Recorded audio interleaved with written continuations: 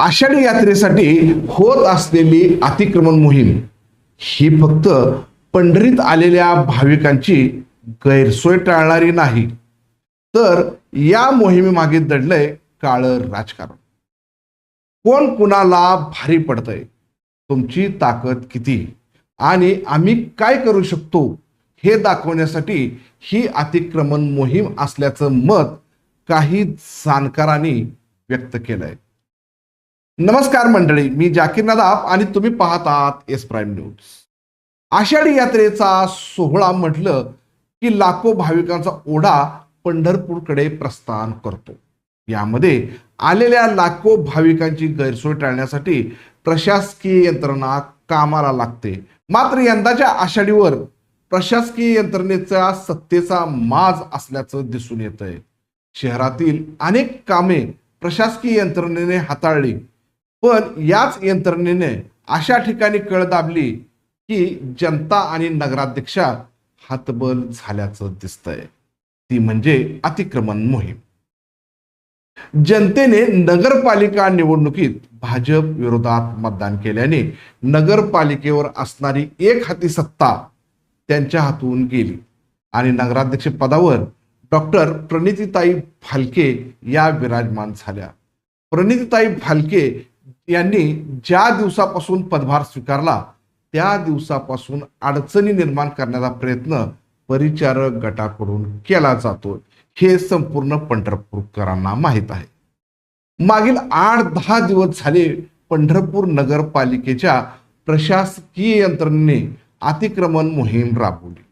ठीक आहे, योग्य आहे, शहरातील अतिक्रमण काढली पाहिजेत, त्यामुळे रहदारीला अडथळा होणार नाही. मात्र ही आषाढी यात्रा यंदा पहिल्यांदाच आलेली नाही. दरवर्षी ही यात्रा येते आणि मंदिर परिसर आणि प्रदक्षिणा मार्गावरील अतिक्रमणे काढली जातात. मागील अनेक वर्षापासून नगरपालिकेने या भागातील दुकानदारांना एक पांढरा पट्टा आखून दिला. त्यापुढे अतिक्रमण केल्यास कारवाई होणार असं सांगितलं.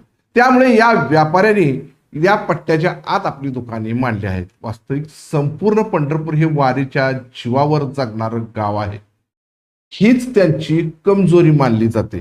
त्यामुळे अशा व्यापारी आणि नागरिकांना धडा शिकवण्यासाठी कडक मोहीम हाती घेतली. त्याचं एकच कारण ते म्हणजे राजकारण.